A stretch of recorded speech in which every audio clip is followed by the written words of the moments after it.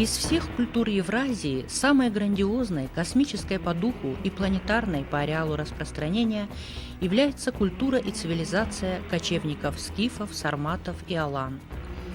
Курганы скифов рассыпаны от Дуная до Памира на огромной территории, превышающей размерами любую из когда-либо существовавших империй.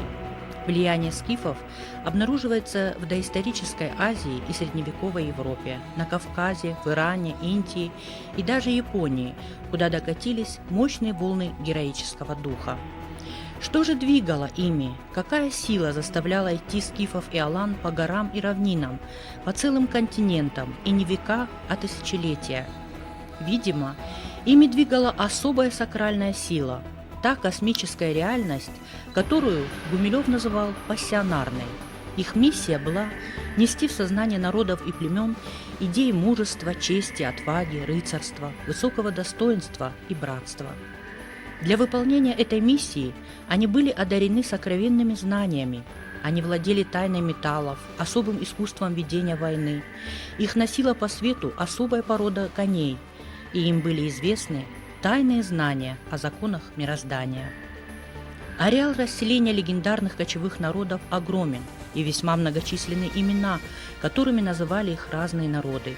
Между тем, скифы, сарматы, аланы, а кроме того саки, асы, аорсы, роксоланы – это был единый народ Ир, Ирон, Арион, разделявшийся лишь по сословиям, по роду деятельности на воинов, правителей, жрецов и земледельцев, но объединенный единым духовным мировоззрением.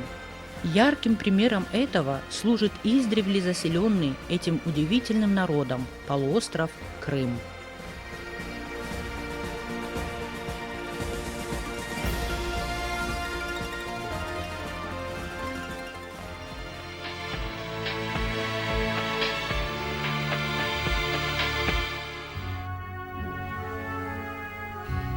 Полуостров Крым – один из самых удивительных уголков Земли. В силу своего географического положения на стыке Европы и Азии он стоял на пути исторических перемещений разных народов. Интересы многих стран и целых цивилизаций сталкивались на этой сравнительно небольшой территории. Согласно древним хроникам, самыми первыми жителями Крыма были арийские племена тавров, кемерийцев, затем последовательно здесь поселялись скифы, сарматы и аланы. По одной из версий, название полуострова Таврида произошло от древнегреческого слова «таурос», что означает «быки», поскольку у местных жителей существовал культ быка. Памятники материальной культуры тавров на полуострове датируются X веком до нашей эры и ранее. Найдены остатки нескольких укрепленных поселений с циклопической кладкой стен, святилищ, в том числе пещерных, а также могильников, так называемых таврских каменных ящиков, с иногда сопутствующими им менгирами и крамлехами. Тавры сформировались на рубеже бронзового и железного веков. Они занимались скотоводством и вели кочевой образ жизни в горах. А каменные ящики и мегалитическая культура являются абсолютно идентичными северокавказским захоронениям и строениям эпохи бронзы. В осетинской традиции они именуются Сарсиат-Инганта, Аманарта-Бенатта. В могильниках тавров находили короткие кинжалы, железные мечи акинаки, точно такие же, как у скифов, крестообразные изделия, подвески в виде бараньих рогов, сосуды с черной блестящей поверхностью. На рубеже Р население Крыма часто именовали как тавро-скифы. Согласно Велесовой книге, тавры основали в VIII веке до нашей эры на побережье Крыма два города. Один из них, Хорсун, Херсонес, был назван в честь бога солнца Хорса или Хора. 2000 лет назад римский ученый Страбон писал о том, что на месте греческого Херсонеса были руины очень древнего города, жители которого поклонялись божеству солнца Хору или Гору, как у египтян. Именно в этом районе в 90-х годах XX века были обнаружены древние подземные и подводные пирамиды. По-видимому, изначально они были надземными, но оказались засыпанными вследствие всемирного потопа. Как оказалось, 7 крымских пирамид являются частью единой планетарной системы сакральных центров и находятся на одной линии, соединяющей тибетские пирамиды, английский Стоунхендж, Бермудский треугольник и остров Пасхи. Возраст крымских пирамид оценивается учеными не менее чем 7-10 тысяч лет. Было установлено, что крымские пирамиды связаны между собой туннелями и имеют внутри генераторные кристаллы, вырабатывающие тонкие духовные энергии разных качеств, которые затем распространяются по всему земному шару. Крымские пирамиды возводились для выполнения ритуальных обрядов. Необходимо помнить, что начиная с 8 и вплоть до 3 тысячелетия до нашей эры территория вокруг Черного моря входила в один религиозный комплекс, известный под названием Черноморские мистерии. Александр Барченко утверждал, что древние цивилизации могли обладать универсальными знаниями, источниками невидимой энергии и возможностями воздействия на человека на психотропном уровне. В книге «Тайны горного Крыма» сказано: «Земля священных пирамид ариев расточала свет хор». Весь Крымский полуостров был некогда застроен мощнейшими 2- и 3-этажными башнями, колодцами, обнесен стеной циклопической работы. На курганах сохранились обсервационные башни. Менгиры, дольмены, каменные ящики были гробницами-могильниками, приобретавшими значение святилищ, мест поклонения духам предков и богам. Земли принадлежали империи атлантов, а скифы, сарматы и аланы – их потомки.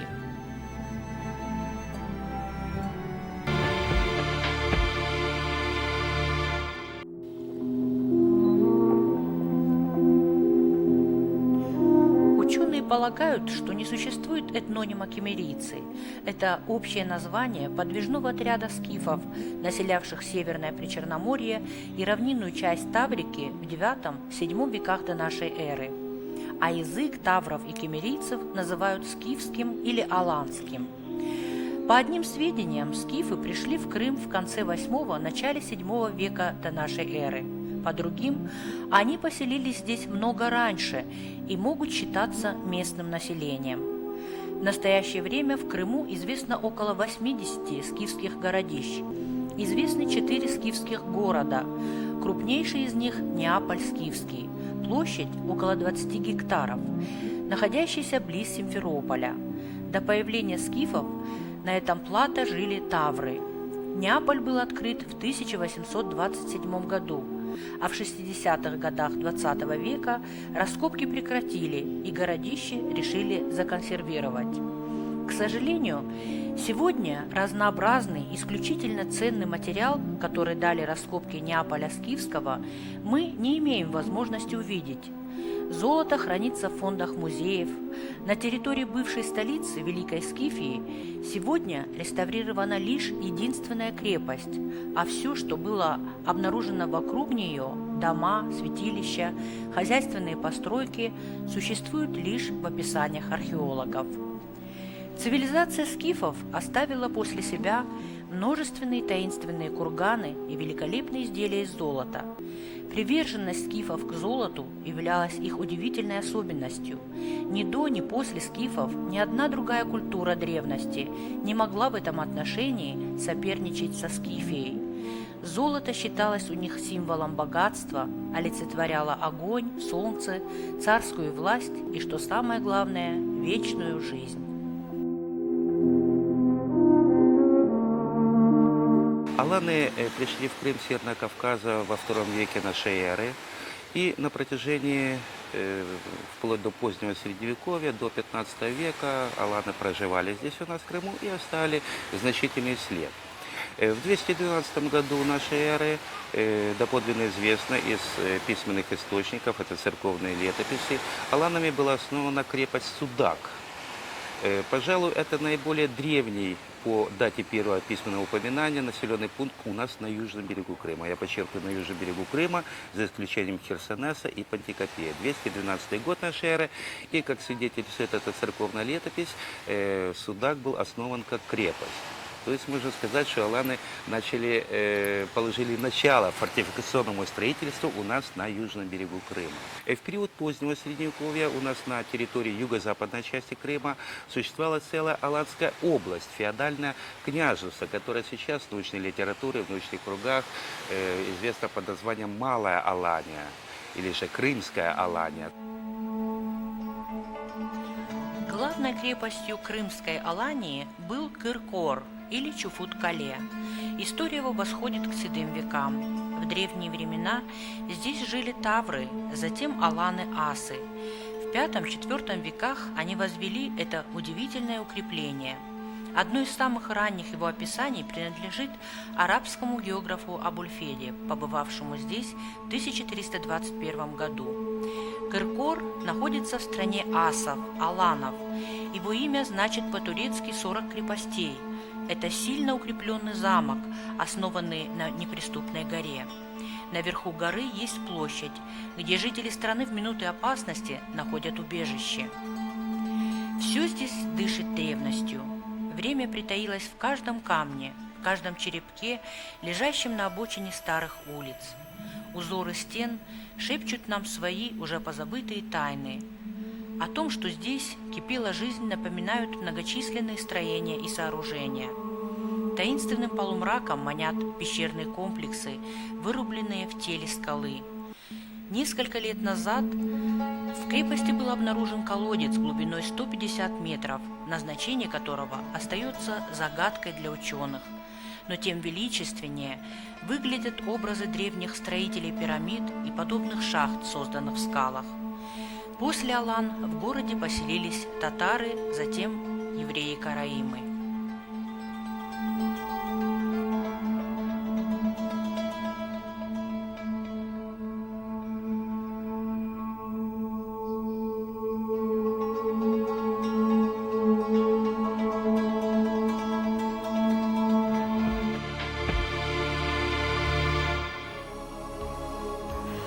В 212 году на юго-восточном побережье Крыма аланами была построена крепость Судак, что в переводе с осетинского аланского означает «чистый», ставшая основным аланским портом на Крымском полуострове. Из всех многочисленных и разнообразных архитектурных памятников Крыма она является наиболее впечатляющим строением. Целостная оборонительная система средневекового города прослеживается, несмотря на разрушения, практически во всех деталях. Размерами, мощностью, живописным расположением и прежде всего сохранностью Судакская крепость превосходит все укрепления, сохранившиеся у берегов Черного моря. Каким путем не подъезжать к Судаку, сушей или морем, открывающийся вид на долину, крепость, город заставляют затаить дыхание. Судакская крепость расположена на высокой конусообразной горе, получившей название Крепостной. Архитектурный ансамбль крепости на редкость удачно связан с окружающей природой. Кажется, будто безмолвные серые громады укреплений выросли на склонах горы из самых ее недр. Крепость была перестроена генуэзцами в 1475 году.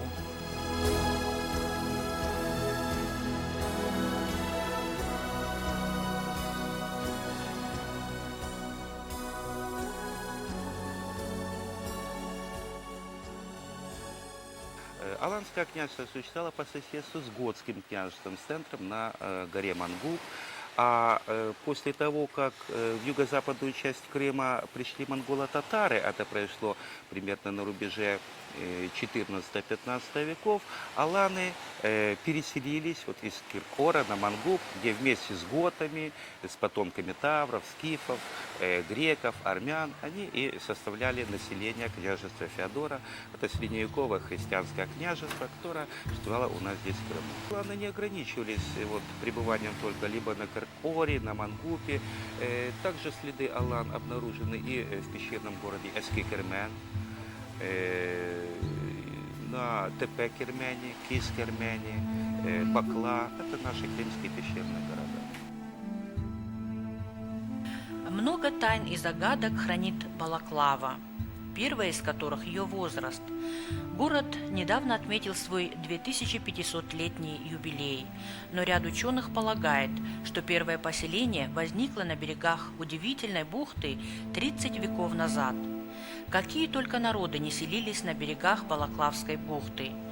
Древнейшими обитателями ее были тавры, затем скифы. Название Балаклава происходит от аланского осетинского «балаглауан» – гавань, место стояния лодок. На высоком утесе над бухтой крепость Чембала. Ее живописные развалины сохранились до наших дней. По свидетельству Страбона, Балаклаву основали скифские цари в числе других крепостей. Плиний Старший упоминает здесь также таврский город Палакию I века до нашей эры и указывает, что тавры мигрировали в Крым из районов Северного Кавказа. По свидетельству археологов, у Балаклавы, западнее бухты, находилось таврское поселение VIII века до нашей эры.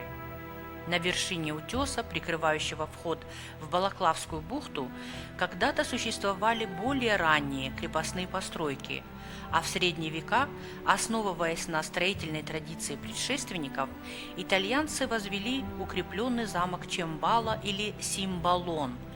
Это название напоминает аланское слово «шамбалон» – место встречи, что невольно ассоциируется с гималайской Шамбалой.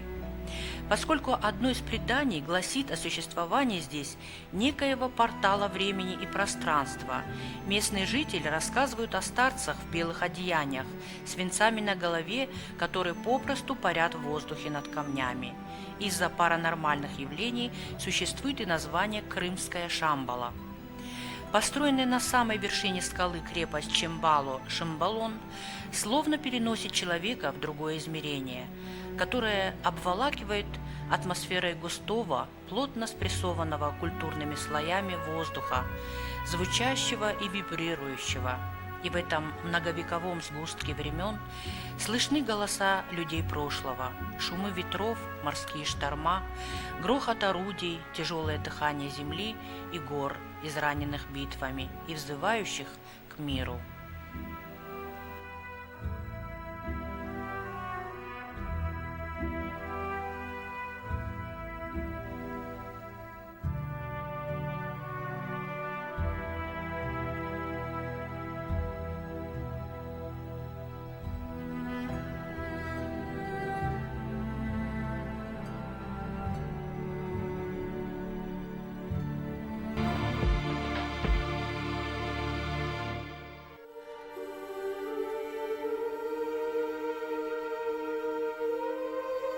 В Крыму очень много мест и городов, напрямую связанных со скифами, сарматами, аланами.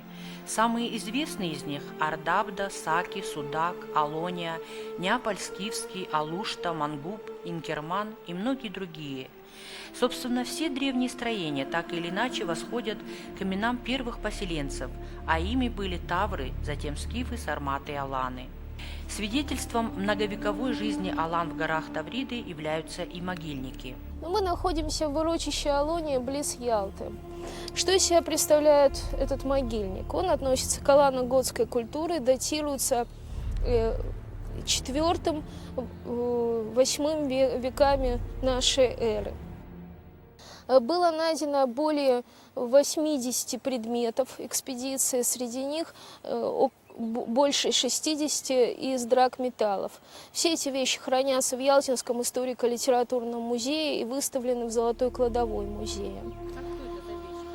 Это орлиноголовые пряжки, пряжки византийского круга, бронзовые, серебряные, с прямоугольными щитками, украшенные христианской символикой, крестами, изображениями львов, золотые серьги, украшенные альмандиновыми ставками, браслеты серебряные и бронзовые, многочисленные бусы из пасты, янтаря, глачатые бусы, всевозможные украшения. То есть это очень богатые такие комплексы.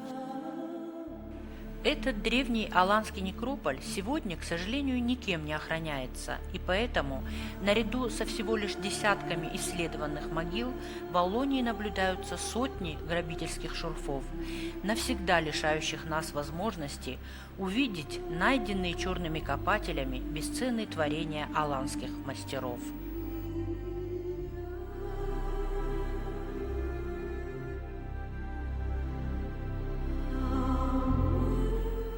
Сотрудники этнографического музея Симферополя, узнав о том, что мы из Осетии, говорили, что у них представлены культуры почти всех народов Крыма, и что они с удовольствием подготовили бы уголок скифо-сармато-аланской культуры, как одной из самых значительных этнических групп Крымского полуострова. Они просили нас сообщить о своем пожелании во Владикавказе, чтобы наше правительство и музейные работники подготовили экспозиционный материал о предках осетинского народа для размещения его в крупнейшем музее Крыма. Сотни лет назад, исчерпав программу своей пассионарной миссии, легендарные скифы, сарматы и аланы ушли с исторической сцены. Они уходили на запад и восток, растворялись среди других народов, а для сохранения сакральных знаний и древней мудрости часть их осела и укрепилась в священных горах Центрального Кавказа, скромно назвавшись новым именем – осетины.